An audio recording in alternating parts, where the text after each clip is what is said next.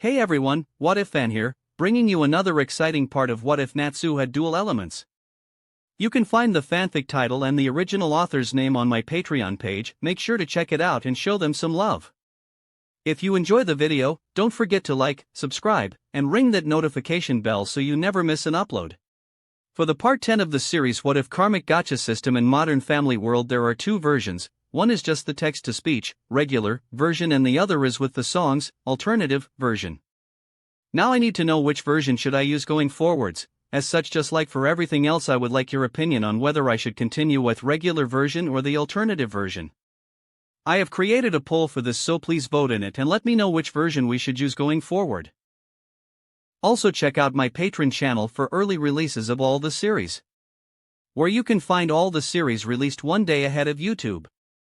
Alright, let's jump into it. Chapter 42, A Marvelous Rescue. Oration Cease Hideout, Unknown Location. This village was once the capital of an ancient civilization. The villagers worshipped their gods within these caves. Legends say a priestess would enter this cave to receive word from the gods. Brain explained, gesturing to various paintings etched onto the cave's walls, before roughly throwing Wendy and Happy against a decrepit altar. Both yelped in pain as their backs slammed into the hard stone. "You jerk!" Wendy hissed as she glared daggers at Brain, her eyes narrowing dangerously. "You're lucky I don't know any offensive magic." "Oi!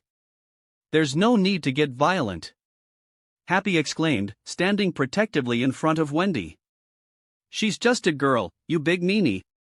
Happy's screams of protest were cut off when Brain suddenly grabbed a hold of his face. Wendy watched in fear as Brain's hand tightly wrapped around the blue cat's head. Happy desperately tried to free himself from Brain's grasp, but it was to no avail, his body soon going limp. "Happy!" Wendy screamed in horror as Brain tossed the unconscious cat back towards the altar. Catching Happy before he hit the ground, Wendy gently cradled the injured cat. "Don't worry, Happy, I'll use some of my healing magic, you'll be okay." With her hands faintly glowing green, Wendy pressed her palms against Happy's head. "Thanks for standing up for me, that was very brave of you." "Hey Brain, give the kid a break, you're scaring the hell out of her," Angel said in an annoyed tone, resting her hands on her hips. "We just had to take her with us, so we might as well try to get her to cooperate with us." "Hey, why the hell did you snatch that brat anyways, Brain?" Racer asked as he quirked an eyebrow, leaning against one of the walls in the cave. "She doesn't look very special to me." "Does she have something to do with Nirvana?" Cobra added, walking up with his hands in his pockets. "She was with Goody Two-Shoe mages from earlier, so she must pretty damn important." "Pfft, there's no way she's related to Nirvana." Angel scoffed as she rolled her eyes, gesturing towards the blue-haired girl. "I mean, just look at her, an innocent kid like that, no way she's mixed up in all this." "Ah, I've got it!" Hot Eye suddenly exclaimed, slapping his fist into his palm. "We're going to sell her for money." Wendy's eyes widened in fear when she heard this, inching away from Hot Eye's greedy stare. "I know a couple of potential buyers, she'll sell really quick." "We're not selling her, you dolt," Brain said in an irritated tone before an evil smirk spread across his face. "This girl is quite adept in the healing arts of sky magic." "That is lost magic," Angel muttered, resting her head on her palm. "Why does a child know magic like that?" "That little girl, no way." Cobra grunted as he carefully looked Wendy over. "There's no way such a meek-looking girl is a dragon slayer." Cobra's eyes widened when a sudden realization struck him. "Wait. You can't mean Dash." "Exactly," Brain exclaimed boisterously, raising his arms into the air. "We'll resurrect him. There's no way I'm going to help bad people like you." Wendy yelled as she stood back onto her feet, still protectively clutching Happy in her arms. "Natsu will definitely come to get me out of here and will take you guys down." "Oh, I sincerely doubt that," Brain said as he turned to face Wendy, a twisted smile on his face. "You most certainly will revive him." Seeing a hint of worry in Wendy's eyes, Brain chuckled and turned back towards the other members of Oration Cease. "Racer, bring him here." "Even if I go my fastest, it will take at least an hour," Racer said, pushing himself off the wall he was leaning on. "No matter, just get it done," Brain said as he waved Racer off. "Whatever it takes." "That makes sense," Cobra said with a devious smirk, his large pet snake slinking over his shoulder. "With him, we will have pretty much found nirvana." "Cobra, Hot Eye, Angel," Brain said as he gestured to the remaining members of Oration Cease, excluding Midnight who was still asleep. "You three go out and continue to search for nirvana. But we won't need to if that guy is revived," Angel countered, crossing her arms underneath her chest. "I don't really feel like crawling through that disgusting jungle anymore." "There is always that 1 in a million chance," Brain said as he cast a glance back at Wendy, causing her to flinch slightly.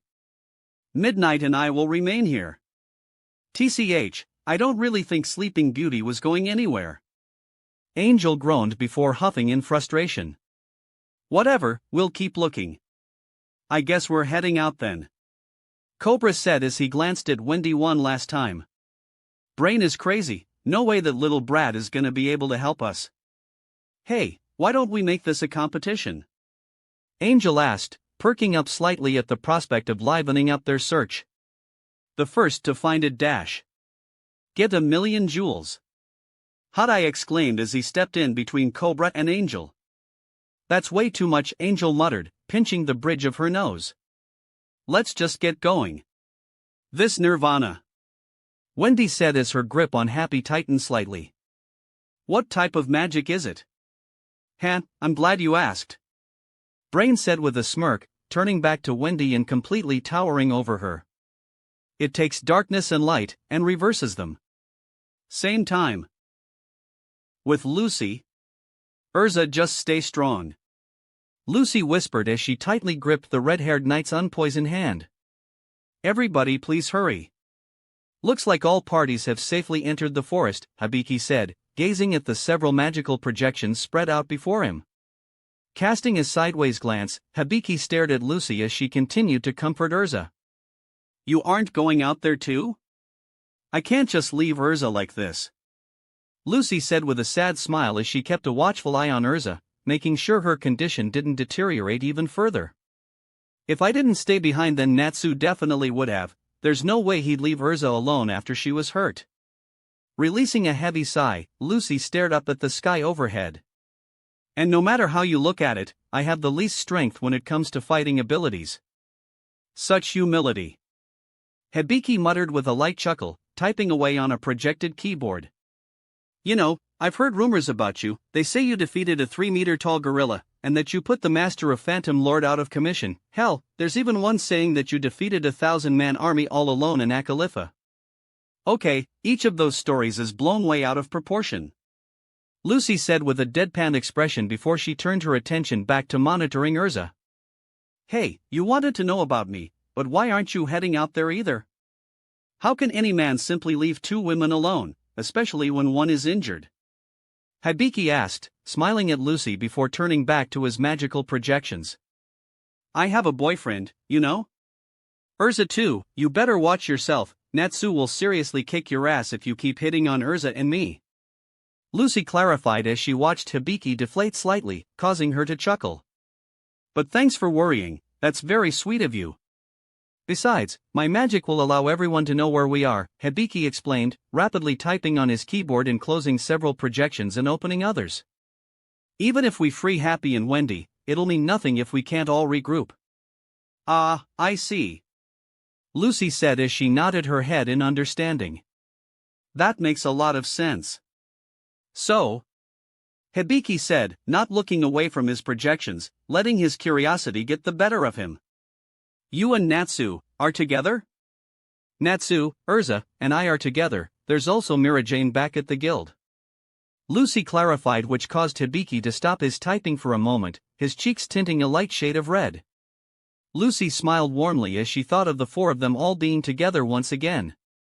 "We're all like one big happy family. I can't imagine living my life without them anymore. I love each of them so much. I'm sorry, but I'm a little confused. How did this even happen?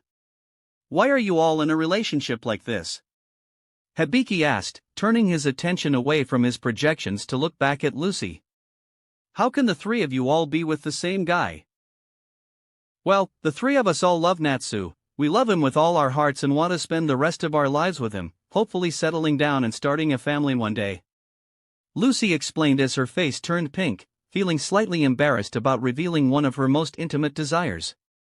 But it's also because Natsu was raised by two dragon kings. The magic that he learned from them has given him numerous dragon-like instincts, and one of those instincts is the need to gather several mates to help ensure that his magic passed down to future generations. Lucy saw Hibiki quirk an eyebrow in confusion and knew he was likely going to misinterpret what she had said. Now don't think that Natsu doesn't love each of us, or that he's some sleazy womanizer, because he's not, and he loves each of us with everything he has. Don't you doubt that for a second. He'd do everything within his power to make us all happy. I'm sure he'd even give his life to protect any of us, so please don't look down on Natsu because he's in a relationship with more than one girl. Lucy reached back and gently stroked her mate Mark, feeling a comforting warmth emanating from it. We all share a strong, mutual love for each other, and we're all linked together through Natsu. I see. Hibiki muttered with a thoughtful look in his eyes, before turning back to his magical projections. I'm sorry about what I said to Natsu earlier. He's right, I didn't understand the relationship you all shared. I had no idea it was so deeply intimate. I'll try to speak with Rin and Eve when I get the chance and explain things to them. I don't want there to be any bad blood between our guilds. Especially over something like this. Thanks, that means a lot. Lucy said with a small smile as she gently squeezed Urza's hand. You really are a nice guy. Same time, with Natsu, Gray, and Carla. So Flame Brain, back there you said that Wendy is a sky dragon slayer.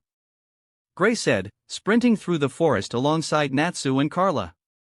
What exactly does she eat? I know you eat fire and Gajeel eats iron, but what about her?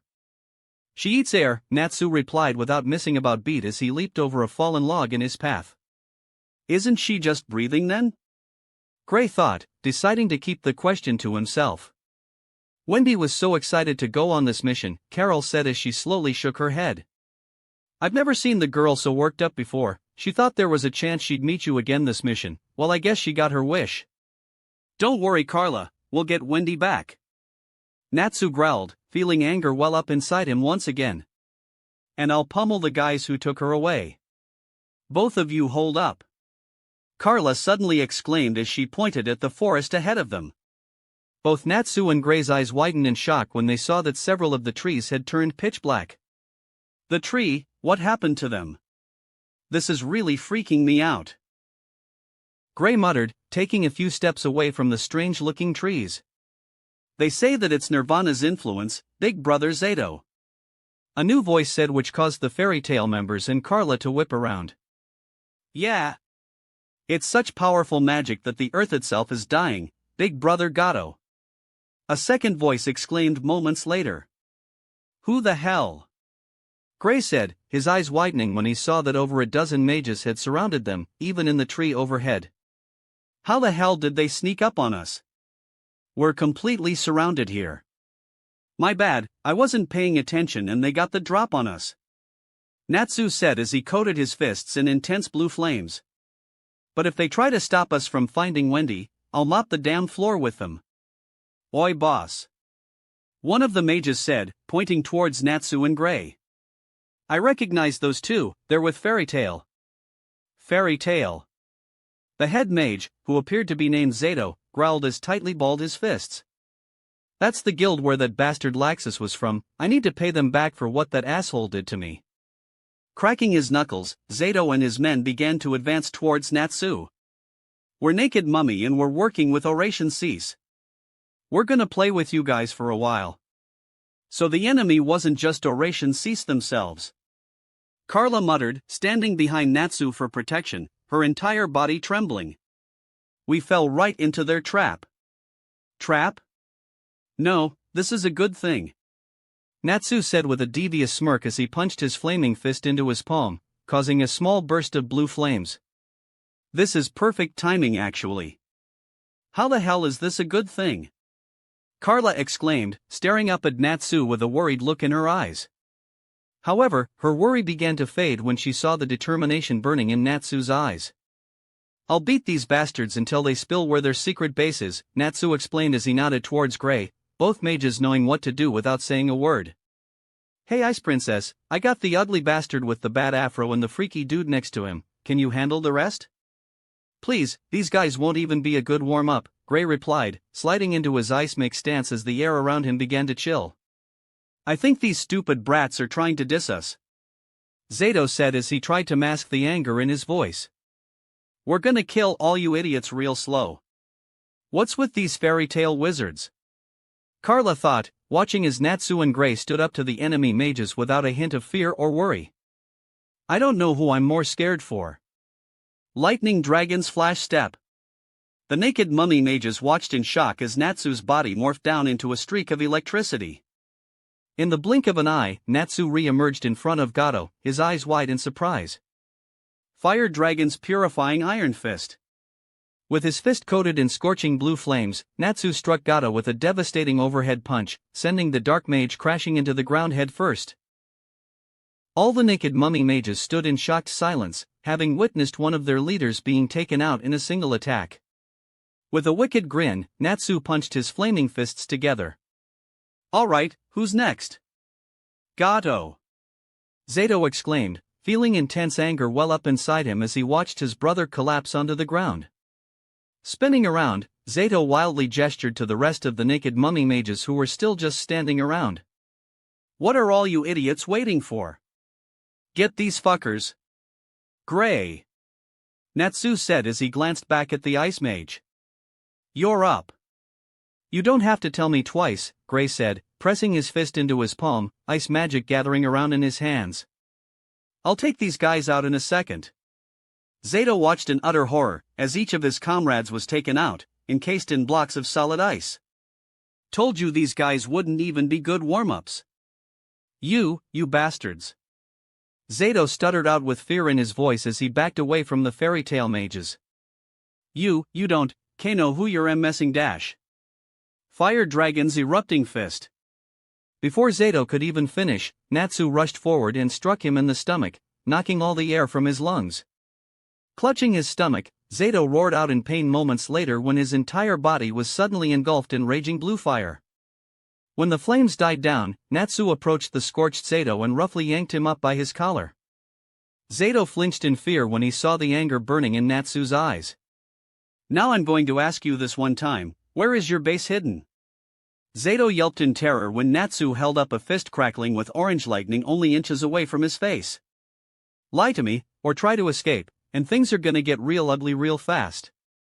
Zato gulped audibly, not seeing any way to escape his situation, especially now that all his guildmates were taken out. Alright. Zato said as he held up his hands in defeat. They didn't tell us too much, but their little hideout is hidden in an abandoned village to the west. Thanks for the info, Natsu said with a toothy grin, before cocking his fist back. I'll make sure you don't lose any teeth. Before Zato had a chance to retaliate, Natsu's fist rocketed into his stomach once again. His eyes briefly widening in agony, Zato passed out seconds later. Well, we know where they are, so let's get going. We need to find Wendy fast. Lead the way, I'll be right behind you, Gray exclaimed as he followed closely behind Natsu. These fairy tale mages, there's something else, Carla muttered to herself, gazing in awe at the numerous defeated naked mummy mages, before flying off after Natsu and Gray. I guess I won't have to worry about them after all. As Natsu and Gray defeated the mages from Naked Mummy, the other teams searching through the forest had also run into teams of dark mages sent to ambush them. Naked Mummy wasn't the only dark guild Orationseas had hired for help, several other dark guilds had also come to assist them, all of them going after the mages from the light guilds. However, much like Natsu and Gray, the other teams had managed to defeat their attackers, even learning the location of Orationseas' hideout as well. Well, all of the teams aside from Ichiya, who had been captured once again. Same time, back with Wendy. God damn, this thing is heavy, Racer grunted as he lugged in what appeared to be a large cross-shaped coffin that was wrapped in several chains. I couldn't get any momentum carrying this stupid thing. There really is no one faster than you, Brain said with a light chuckle, helping Racer carry the coffin deeper into the cave. With a devious smirk, Brain and Racer set the coffin down in front of Wendy. The blue-haired dragon slayer took one look at the casket, before backing away several steps. "Wendy, you will cure the man in here." "Sorry, but my magic can't bring back the dead," Wendy said as she glared at Brain defiantly, crossing her arms over her chest. "And I already said that I'm not helping you criminals like you." "Oh, but I disagree," Brain exclaimed, throwing his arms up into the air. "You will cure him. You must cure him." Before Wendy could say another word in protest, the chains around coffin fell away and clattered loudly onto the ground. Moments later, the coffin slowly began to open, billowing out clouds of white smoke. When the smoke began to dissipate, Wendy's eyes widened in shock, seeing an all-too-familiar face chained up within the coffin. His twisted smirk widening, Brain gestured towards the man inside the coffin. "This man is named Jalal. At one time he even infiltrated the magical council, in other words, he's a man who will know where Nirvana is." "J. Jalal." Wendy breathed out as she gasped audibly, feeling tears well up in her eyes. "What is he doing here? Why is he like that? He was absorbed in ether nanos and became like this." Brain explained, gesturing to the numerous cracks in Jalal's pale skin. His body was completely motionless, appearing to not even to be breathing, as if he were dead. "You're the only one who can bring him back." Brain loomed over Wendy, his smirk sending a chill down her spine. "You do owe him your life, right?" How can this be?"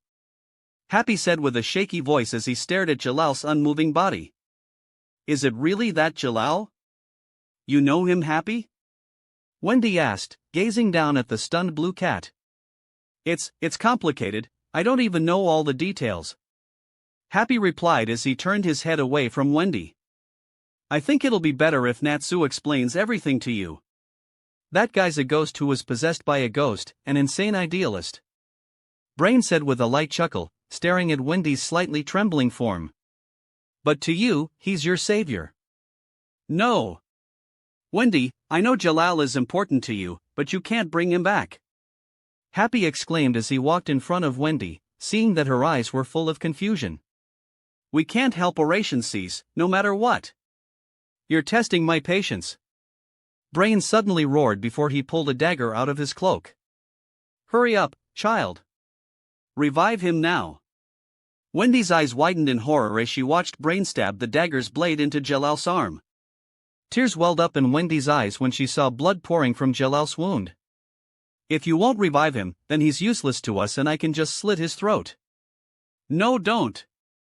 Wendy screamed, tears pouring from her eyes as she rushed over to the coffin. "Don't hurt him anymore. Stupid brat!" Brain exclaimed with cold eyes as he hit Wendy over the head with his staff, sending her crashing to the ground. "Revive him. It should be easy for you." "You can't, Wendy. Jalal is a bad man," Happy pleaded, running over to Wendy's side.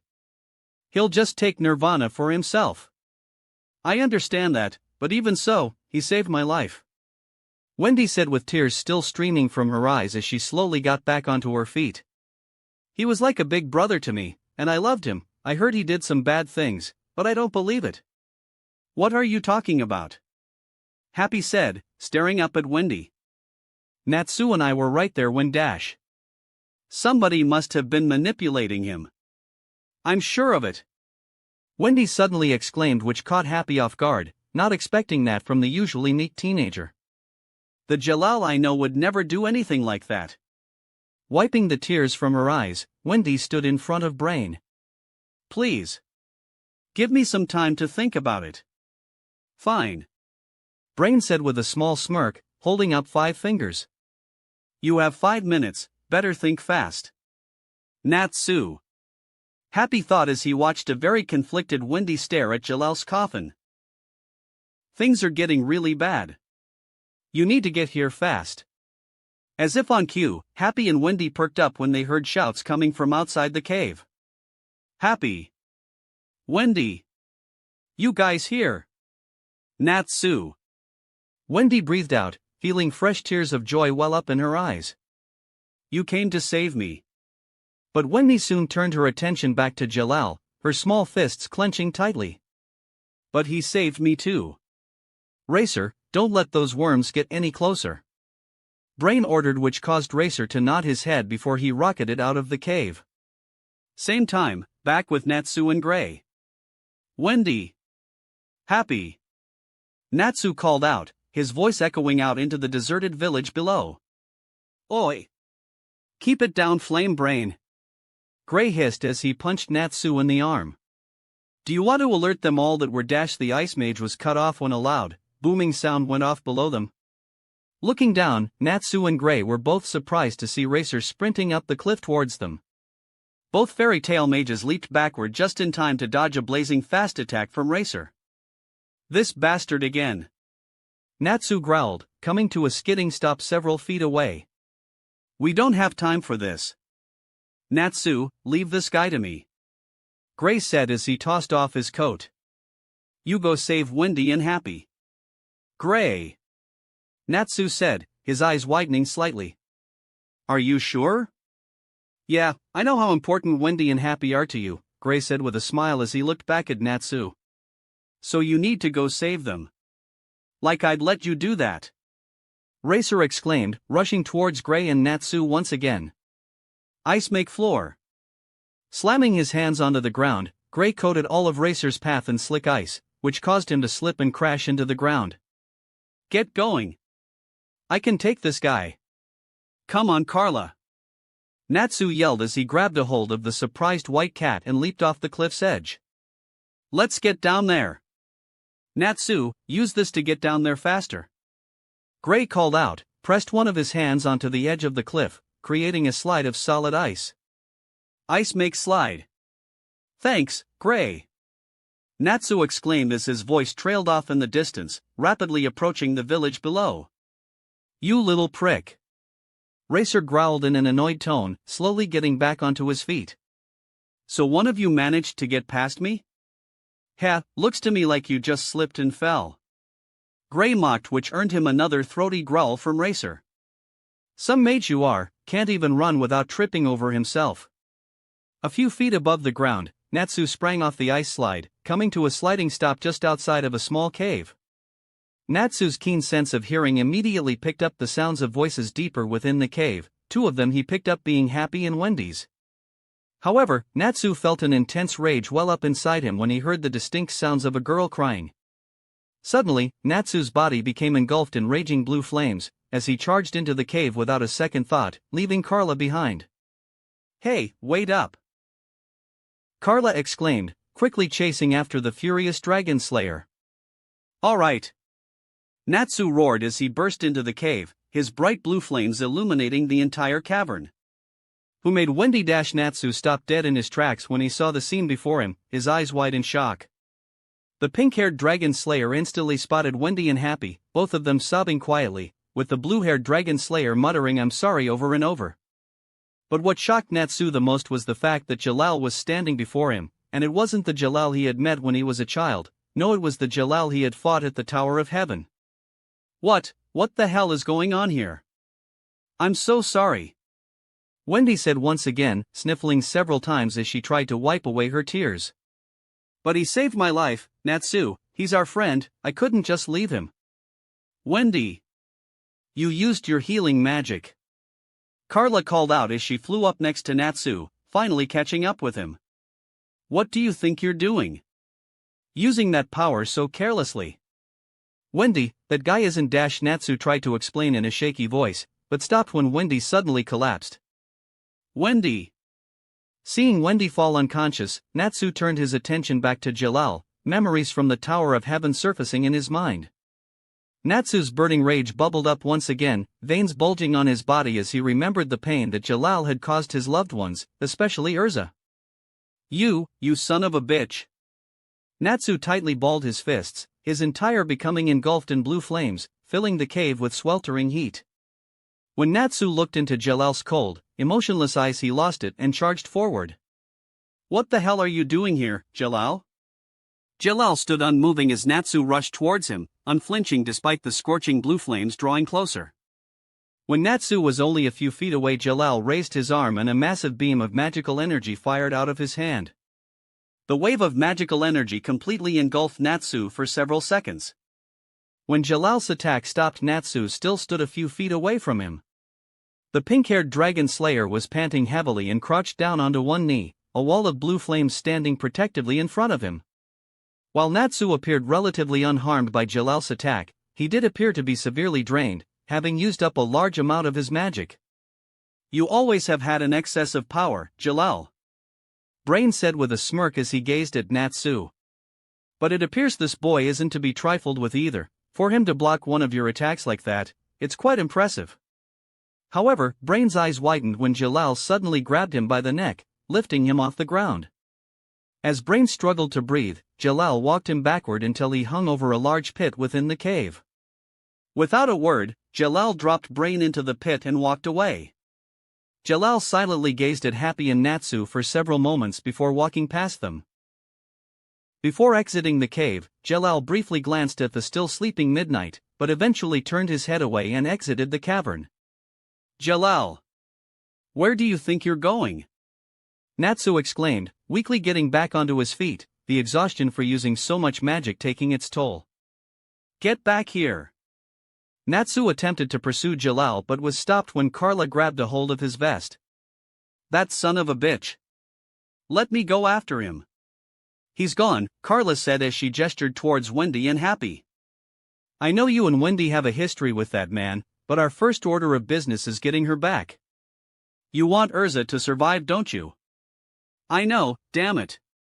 Natsu exclaimed, punching the cave wall next to him, completely shattering it.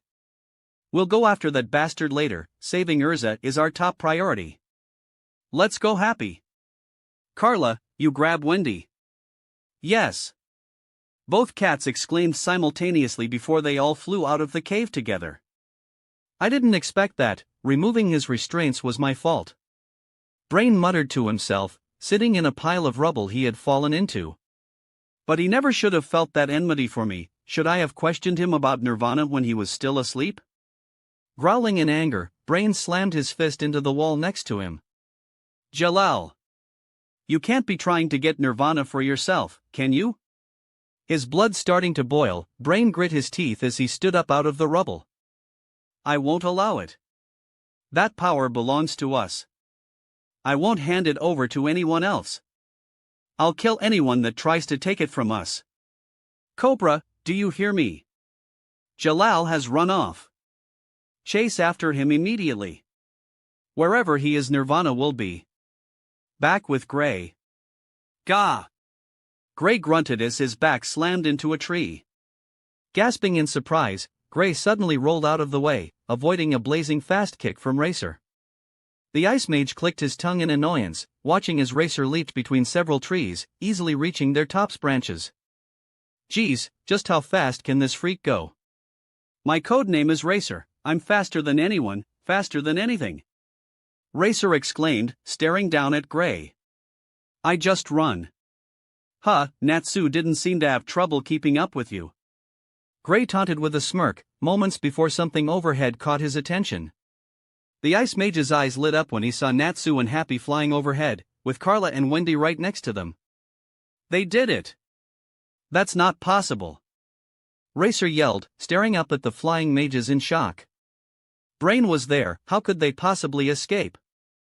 A low growl rumbling in his throat, Racer shot up the tree, launching towards Natsu and Wendy. "Damn it! You're not getting away! Natsu, you have to dodge him!" Gray exclaimed, which alerted Natsu to Racer's incoming attack. "Carla!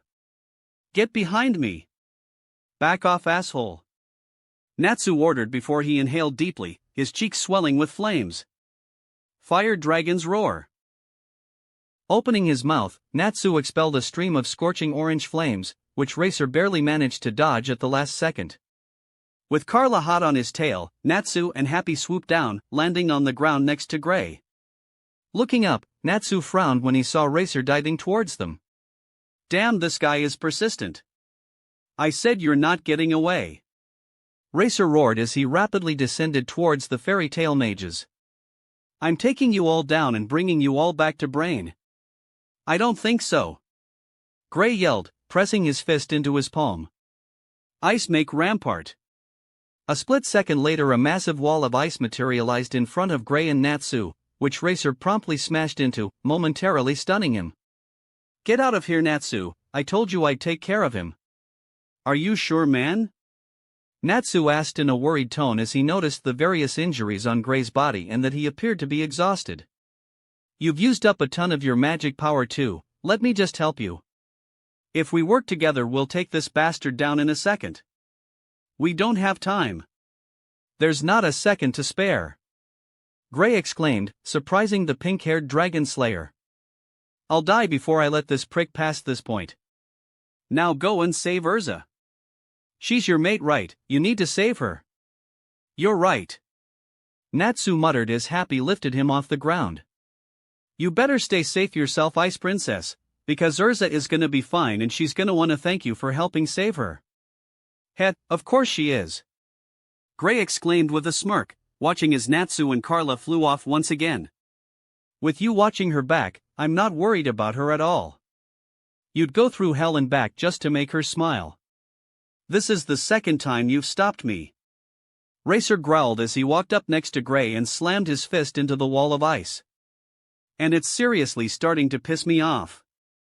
We'll get ready to be pissed a lot because I plan to stop you as many times as I can. Gray said, his smirk widening when he saw a flash of rage on Racer's face. Try as hard as you want, but you'll never pass us. You'll always be looking at the fairy's tail. 2 minutes later, with Natsu. That bastard Jalal. Natsu growled as Happy flew in through the forest, with Carla trailing just behind them.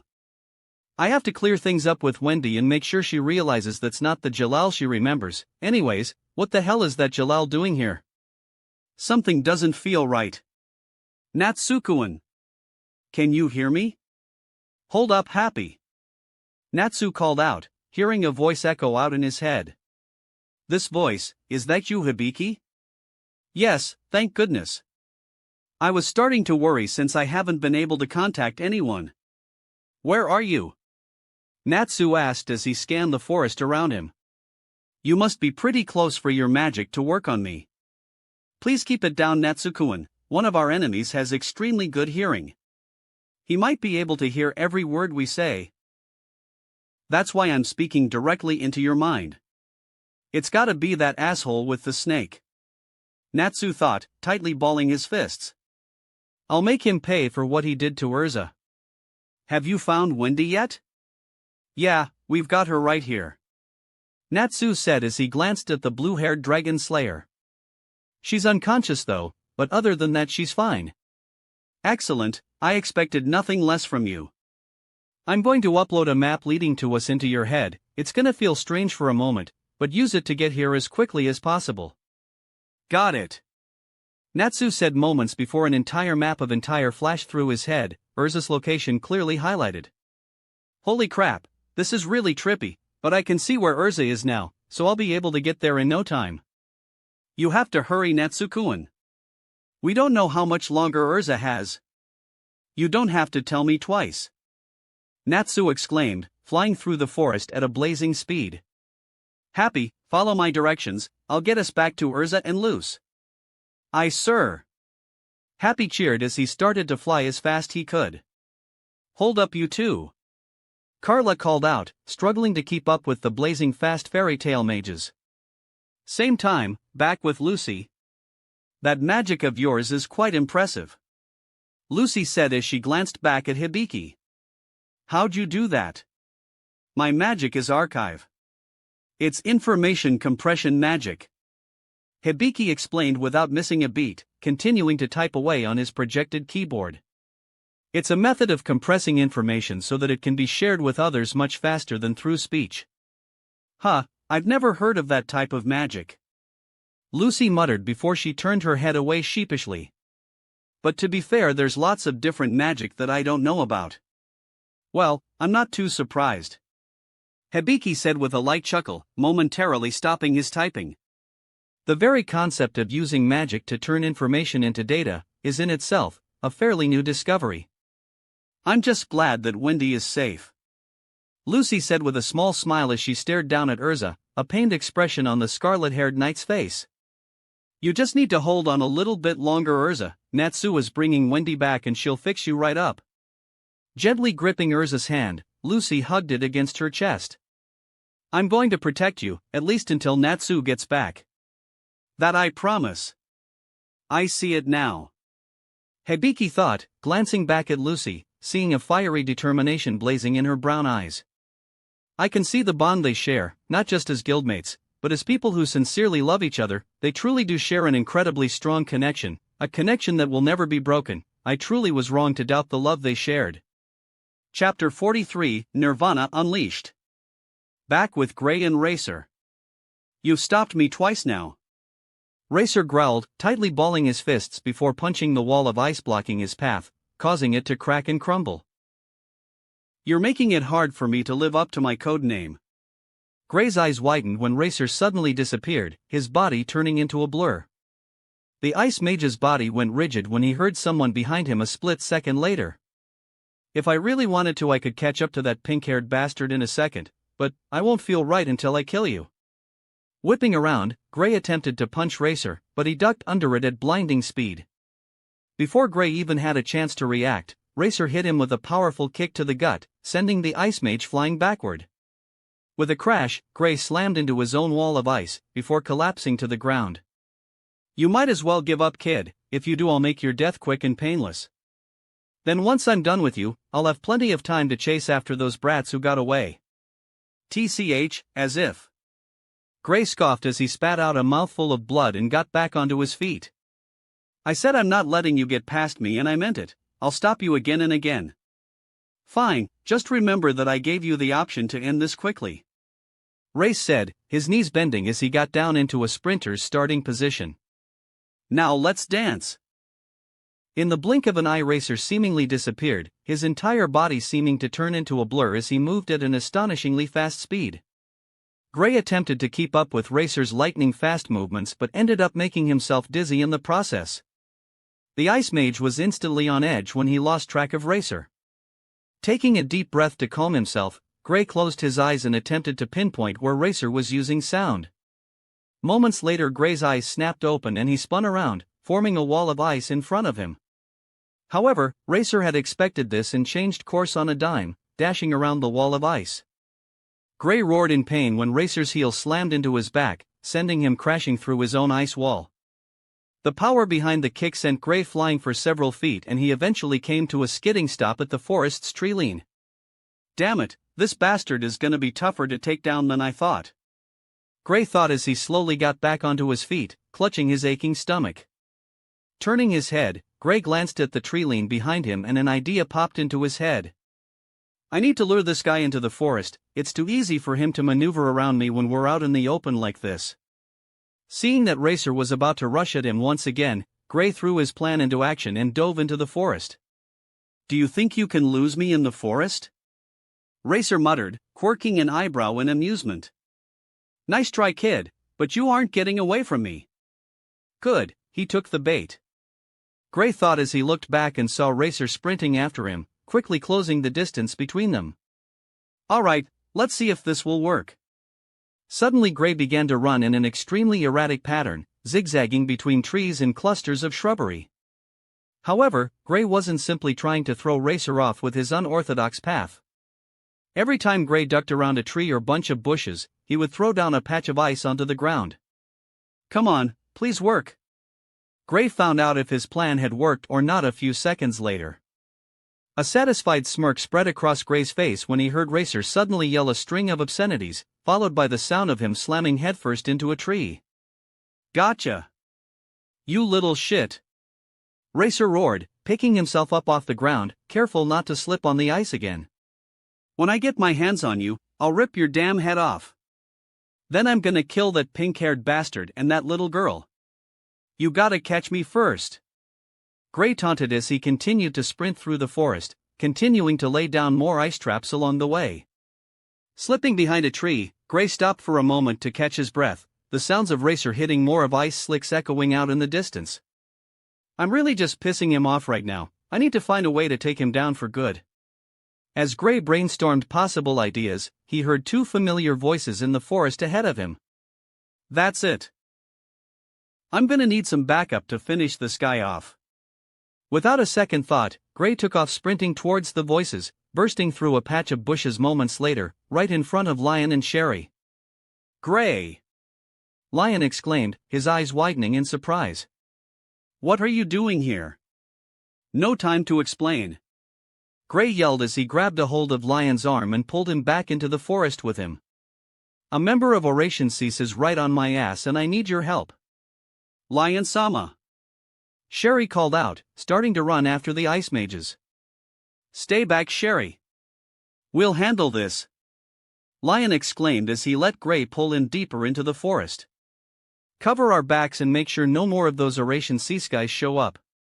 Sherry looked hesitant for a moment, but she eventually nodded her head. Seeing that Sherry was no longer following them, Lion turned his attention back to Gray. And you? What about Wendy? Weren't you and Natsu both looking for her? Don't worry about it. Gray said, turning his head to flash a smirk at Lion. Natsu rescued her and happy. They're heading back to Urza right now. But right now I was hoping you could help me take this guy down, I'm kinda running low on magic. Heh, then you should watch and learn. Lion said with a grin as he pulled his arm free of Gray's grasp. I'll teach you the basics of creation magic. Gray's eyes widened slightly when he saw Lion using 2 hands now to cast his magic. Ice make. You're using both hands now.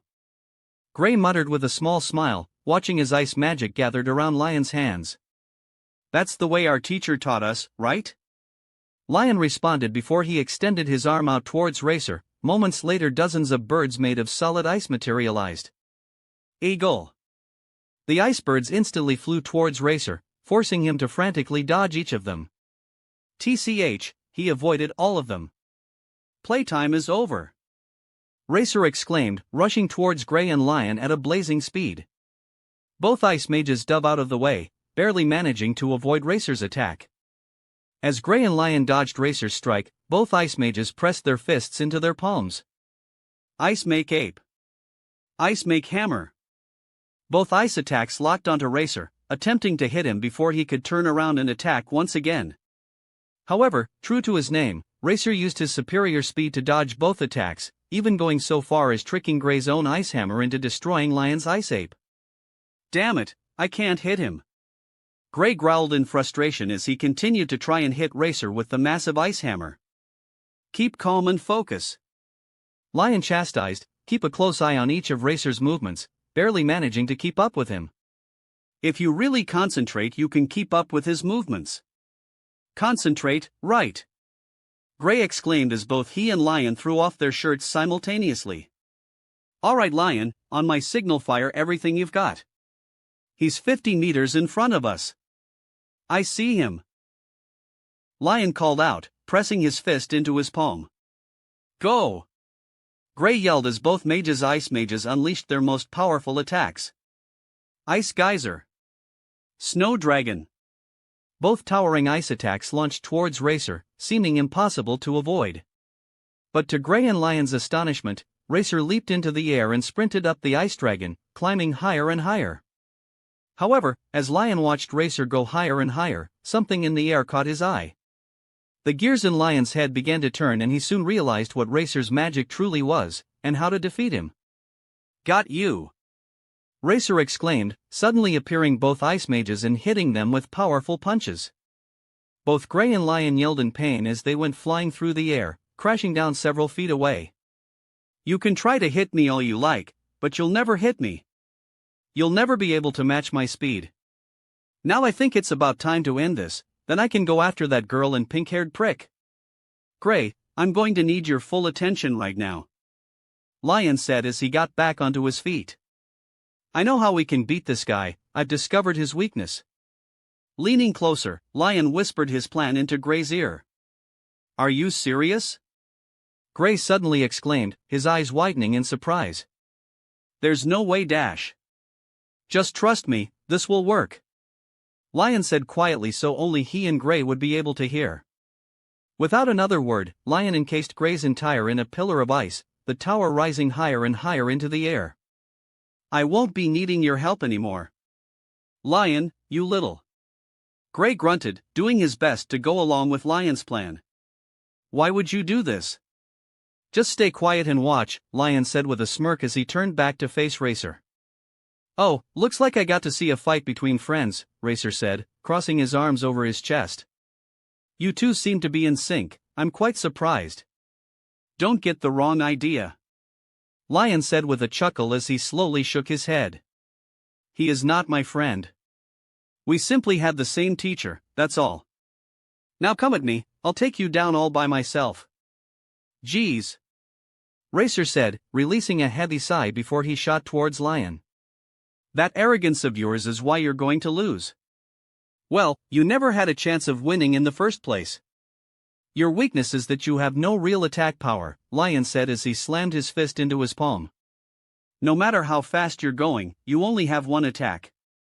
Moments later, Lion's body became surrounded by razor-sharp spikes of ice. Ice make hedgehog. What the? Racer exclaimed, coming to a skidding stop only inches away from being impaled on one of the ice spikes. Cheeky little shit. What's the matter? Lion asked as he took off running away from Racer. Come at me with your superior speed. You really are underestimating me, Racer said with a smirk, before rocketing towards Lion at a blinding speed, a sonic boom echoing throughout the forest. Lion gasped in pain when Racer's fist smashed into his stomach a half-second later, destroying the protective ice spikes around his body. Do you really think I'd show all my tricks to weaklings like you? Damn it! Lion growled as he turned tail and tried to run away again. I've got to get further away. Why are you still running? Racer asked with a sadistic laugh, kicking Lion in the back and sending him tumbling to the ground. It's pointless. Just accept your fate and die already. Despite the taunting, Lion got back up once again and continued to flee away from Racer. Oi! Oi! Where's that cockiness from earlier?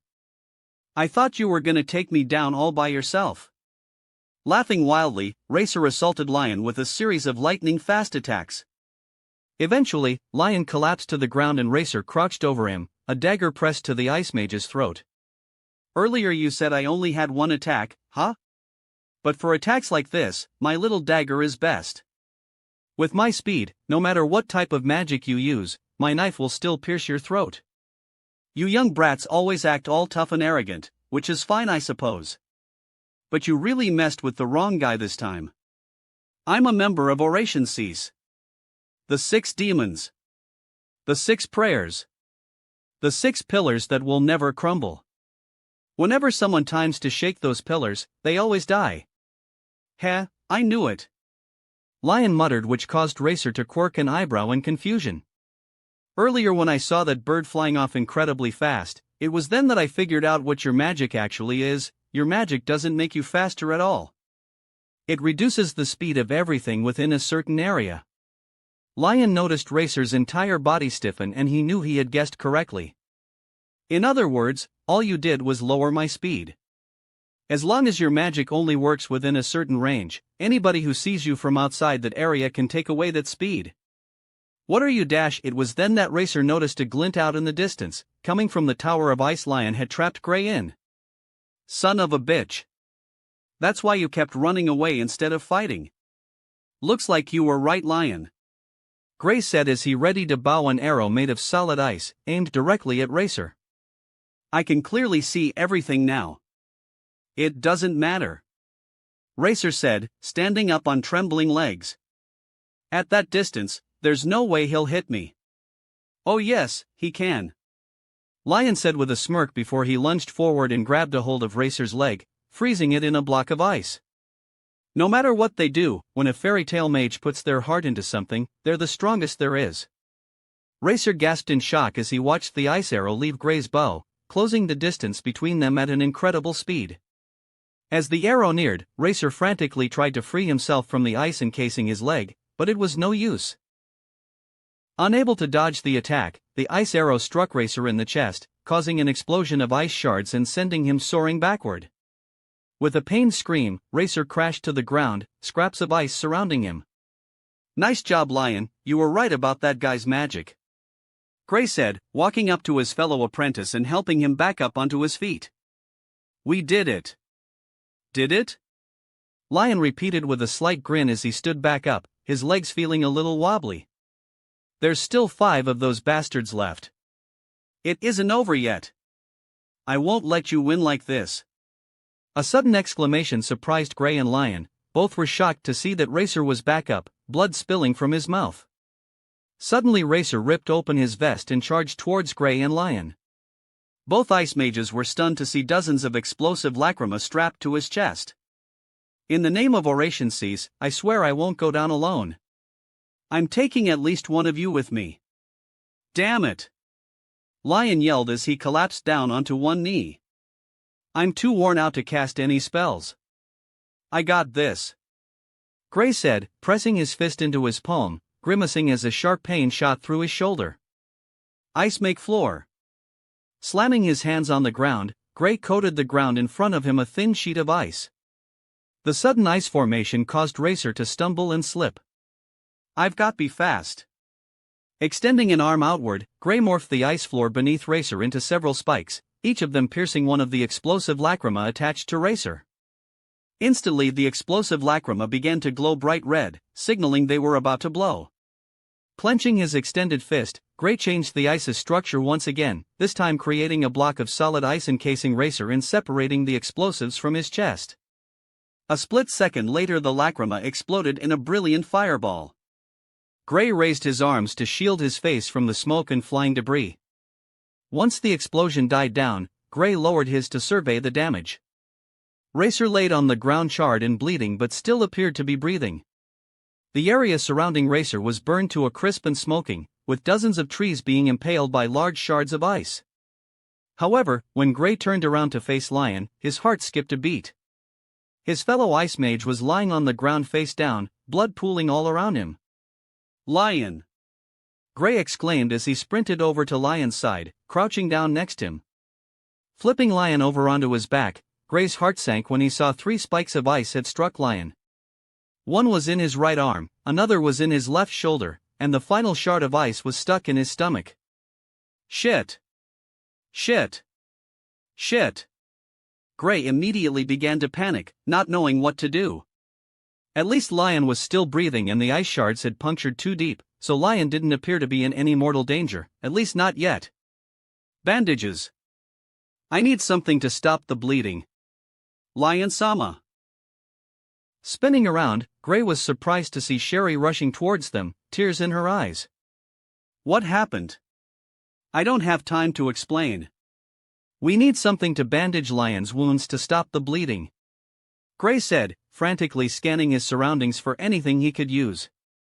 The ice isn't in there too deep, but if we don't stop Gray was cut off by the sounds of ripping fabric. Turning back around, Gray was surprised to see Sherry ripping off parts of her dress. What are you Just shut up and pull the damn ice out of him. Sherry exclaimed as she continued to rip off parts of her pink dress. Not wanting to further agitate Sherry, Gray did as he was told and carefully pulled the ice shards from Lion's body. It was then Gray saw what Sherry was planning, as she wrapped the torn portion of her dress around the wound on Lion's right arm, forming makeshift bandages. Suddenly Sherry gestured to Racer's unconscious form. I need more to cover the wound on his stomach and shoulder, bring me that guy's shirt. On it! Gray said, before running over to Racer and tearing off his shirt, quickly handing it over to Sherry. After a few minutes, Sherry managed to craft several bandages from the torn fabric and successfully covered all of Lion's wounds, temporarily stopping the bleeding. Releasing a sigh of relief, Gray sat down next to Lion. We did it, nice job Sherry. Lion should be fine for now, we can have Wendy take a look at him later. Yeah. Sherry muttered as she stared blankly at Lion's bloodied body, her fists clenching tightly. Those who hurt Lion-sama, I'll destroy them. Same time, back with Brain. Arg! Brain exclaimed, suddenly being hit by a piercing pain in his head. Clutching his head, Brain began to breathe heavily, his body shaking slightly. Racer has been defeated. Does that mean one pillar of the 6 demons has crumbled? Stumbling over the altar within the cave, Brain violently swiped off whatever was atop it. Oh, I took those brats too lightly, I never thought I'd have to wake him. Tightly balling his fists, Brain turned to Midnight's still sleeping form. Midnight! Midnight remained motionless for several moments before his eyes fluttered open. I want all those Light Guild bastards dead. Every single one of them. Okay. Midnight muttered as he slowly got onto his feet, rubbing the back of his head. Father. Same time, with Jura. That explosion just now. Jura muttered, looking out into the distance and spotting a tower of smoke rising from the forest. I hope everyone is okay. Suddenly Jura whipped around, sensing a strong magical presence close by. Come out now, I know you're here. Without warning, the ground and forest surrounding Jura began to warp, turning almost into a liquid trying to envelop him. I'd expect nothing less from a wizard saint. Hot Eyes said with a smirk as he appeared from the tree-line. You won't defeat me so easily. Jura exclaimed, extending his arm outwards. Moments later, several pillars of hardened earth rocketed towards Hot Eyes. The same goes for me. Hot Eyes said as he pointed two fingers towards the incoming pillars, turning them to mush at his feet. My magic turns the earth soft, while yours hardens it. Shall we see which is better? There is no greater or lesser magic. Jura said, his eyes narrowing as he slid into a fighting stance. The one with the strongest ideals always wins. Oh, that is where you're wrong. Hot Eyes corrected as his smirk widened considerably. No matter the epoch, the one who always wins, are always the rich. Same time, back with Lucy. I hope that explosion wasn't near Natsu. Lucy said, staring down at Urza, the scarlet-haired knight's faces still contorted in pain. Please get here soon, Natsu, we don't know how much longer Urza has. Just then Lucy perked up when she heard rustling in the forest nearby. Instinctively Lucy reached for her celestial spirit keys, her hand hovering just over Sagittarius. Who's there? I made it. Lucy's eyes lit up when she saw Natsu and Happy burst through the tree line, with Wendy and Carla following right behind him. Natsu! Lucy exclaimed with tears in her eyes as she ran up to her pink-haired mate, hugging him tightly. I'm so glad you're safe. And you managed to save Wendy. Of course I saved her. Now let's get Urza healed up. Natsu cheered with a toothy grin, grabbing the unconscious blue-haired dragon slayer from Carla and gently setting her down next to Urza. Reaching out, Natsu gently shook Wendy's shoulder. Wendy, come on, we need you to wake up, we don't have any time to spare. After a few moments, Wendy's eyes slowly opened, instantly locking with Natsu's. Heh, glad to see you're finally awake, Wendy. And Natsu. Wendy stuttered just before tears welled up in her eyes. Shocking back a sob, Wendy hid her face in her hands. I'm sorry. I'm so sorry. I really messed. Wendy was cut off when she felt a strong pair of arms wrap around her, moments before she was completely enveloped by a comforting warmth. Looking up, Wendy's face flushed red when she saw that Natsu was hugging her. Natsu? Shhhh. Natsu said, gently rubbing the back of Wendy's head. You have nothing to be sorry for, Wendy. I understand why you did what you did, but you need to understand that man isn't the Jalal you remember. Seeing the confused look Wendy gave him, Natsu released a light sigh. I'll explain it to later once things have calmed down, but right now we really need you to heal Urza. Remember, she was bitten by that poisonous snake? We need you to save her. Please, I'm begging you, Wendy. We're going to need Urza's power to defeat Oration Cease. Hibiki said as he walked over, his hands in his pockets. We have some strong fighters on our side, but it will be tough if Oration Cease comes at us with everything they've got. Please. Lucy said, lowering her head to hide the tears forming in her eyes. Save Urza. Guys, you don't need to do all this. Wendy said with a smile as she crouched down next to the scarlet-haired knight, her hands glowing a faint green. Of course I'll heal Urza, you didn't even need to ask. She's someone that is special to Natsu and Lucy, and I would hate to see the both of you sad if anything bad happened to her. Everyone breathed a sigh of relief as Wendy began to cure Urza of the poison flowing through her body, the discoloration in her arm slowly fading away. A silence fell over the group as they allowed Wendy to work in peace. Even Natsu was giving her space so that he wouldn't disturb her. I heard that Jalal did horrible things to Urza, and Natsu said that wasn't the Jalal that I know. I'm so confused right now, just what the hell is going on? Somewhere deep within the forest, with Cobra. This guy sure is strange. Cobra thought, trailing slightly behind Jalal, successfully keeping his presence hidden. I can't properly hear his heartbeat. If I could hear his heartbeat, I wouldn't have to follow him like this. Cobra perked up slightly when he noticed Jalal stop before a massive tree covered in dozens of chains. Why did he stop? Cobra's eyes widened slightly as he gazed at his strange surroundings. What the hell even is this place?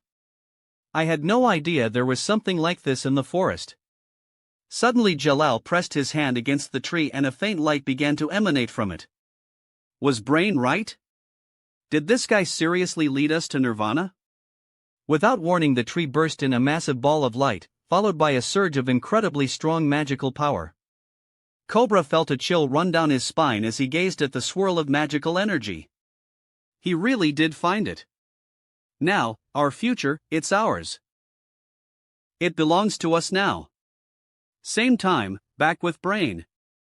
There's no doubt about it. Brain muttered in awe as he stared the pillar of black light in the distance. Congratulations, father. Midnight said with a smirk, turning back to face Brain. I'll kill all those pesky light mages before the middle of the night is upon us. You should quickly make your way towards that light, Fader. 5 minutes earlier, back with Natsu. ****, I'm all done. Wendy said with a smile as she wiped the sweat from her brow, releasing an exhausted breath. I can't detect any more poison within Urza's body. She's really gonna be okay? Lucy asked in a shaky voice, feeling tears form in her eyes. Yes, she's gonna make a full recovery, Wendy said, then as if on cue Urza groaned slightly, but it wasn't the pained grunts she had been making since she had been poisoned. She should be back up on her feet in a little while, but she's no longer in any danger. Hell yeah! That was awesome, Wendy. Natsu cheered with a massive smile, rushing forward and scooping the blue-haired dragon slayer up, embracing her in a spinning hug. I knew you could do it, Wendy. Oh my god. Oh my god. Oh my god. Wendy endlessly chanted in her head as her entire face flushed near neon red, with her heart thundering in her chest. Natsu was hugging me so tightly. This is completely different from when he hugged me earlier. Holy crap, was he always this strong? His arms are freaking huge, and his chest is rock hard. However, Wendy's excitement and raging hormones were soon quelled when she felt Natsu suddenly set her back down. The pink-haired dragon slayer gently gripped both her shoulders and they instantly locked eyes. Natsu? Wendy, I can't thank you enough for saving Urza. I don't know what I'd do if I had lost her. Natsu said with a large smile, but Wendy could tell that he was fighting back tears. I'll never be able to repay you. You don't need to repay me, Natsu, I was just helping someone special to me. Wendy said as her cheeks once again burned bright pink, knowing what she was about to say to the pink-haired dragon slayer. But there is something you can do for me. What is it? Natsu asked, quirking an eyebrow in intrigue. I'll do whatever I can, Wendy. Well, it's gonna be my birthday in a few weeks. Wendy explained as she began to fidget slightly in embarrassment. When that day comes, I want you to do something for me, something I've been thinking about for a while. And what would that be? Natsu asked in a slightly confused tone, not understanding why Wendy was being so cryptic. That's a secret, you'll just have to wait until my birthday to find out. Wendy said with a smile before she winked at Natsu. Look forward to it, Natsu, I'm sure it will truly be a special day. Alright, that's quite enough flirting. Carla exclaimed in an annoyed tone, stepping in between Natsu and Wendy. As you all can see, Urza has been healed, but I must please ask you not to use Wendy's sky magic anymore. You can probably tell that using that power uses up a large amount of her magical energy. Please don't worry about me. Wendy stepped in as she shot Carla a defiant look. I'm not some little kid anymore, I can handle myself. That's what I like to hear. Natsu cheered, patting Wendy on the back. Just be confident in yourself, Wendy. You'll do great, I know it. Yeah. Wendy muttered as she turned her head away from Natsu, nervously rubbing her arm. But what I did with Jalal? That's in the past now. Hibiki said, shooting Wendy a small smile to reassure her that everything was fine. When Urza-san wakes up, we can strike back against Oration Cease. Right. Lucy exclaimed full of energy as she smiled confidently, clenching both her fists. It's time we took those bastards down. We'll never let them get Nirvana. Happy added, flying around the group. However, the Light Mage's celebration was cut short when an explosion rang out in the distance. Turning towards the source of the sound, everyone was surprised to see a massive pillar of black shooting into the sky, intense magical energy circling around it. Natsu quickly grabbed a hold of Lucy and Wendy, before crouching in front of Urza, using his body to shield the three of them from a shockwave that was sent out by the sudden explosion of magical power. When the shockwave died down several seconds later, Natsu released the girls and turned back towards the beam of black light. Just what the fuck is that thing? Natsu asked as he glared at the swirling magical energy. I get a bad feeling just looking at it. It can't be. Hibiki said in a nervous tone, staring at the beam of light in fear. That's Nirvana. No way. Lucy said as she clutched a hand over her heart. There's no way Oration Cease has beaten us. That light. Natsu growled, before engulfing his body in blazing blue flames, his teeth grit in rage. That's where Jalal is. Without warning, Natsu took off running into the forest, directly towards the source of the beam of black light. Wait, Natsu. Lucy called out as she chased after Natsu for a few steps but quickly gave up on trying to keep up with him. What the hell do you mean about Jalal being there? Damn it. Wendy said with tears in her eyes, tightly clenching her fists in self-loathing.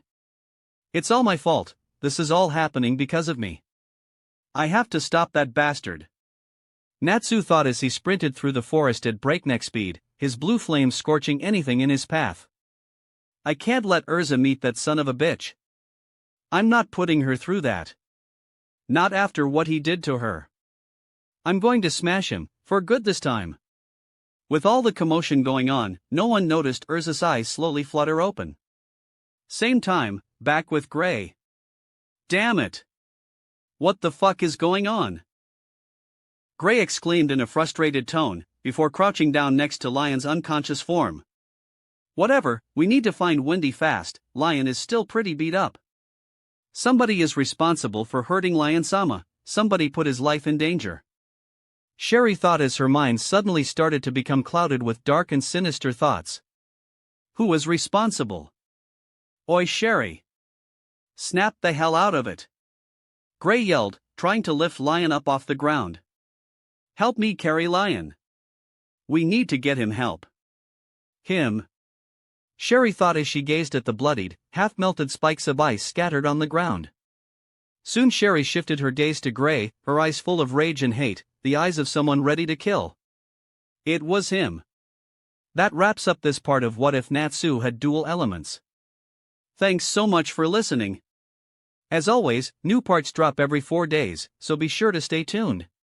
For the part 10 of the series What If Karmic Gacha System in Modern Family World, there are 2 versions. One is just the text-to-speech, regular, version, and the other is with the songs, alternative, version. Now I need to know which version should I use going forwards. As such, just like for everything else, I would like your opinion on whether I should continue with regular version or the alternative version. I have created a poll for this, so please vote in it and let me know which version we should use going forward. Also check out my Patreon channel for early releases of all the series, where you can find all the series released one day ahead of YouTube. If you enjoyed the video, don't forget to like, subscribe, share it with your friends, and please consider supporting the original author as well. See you in the next one.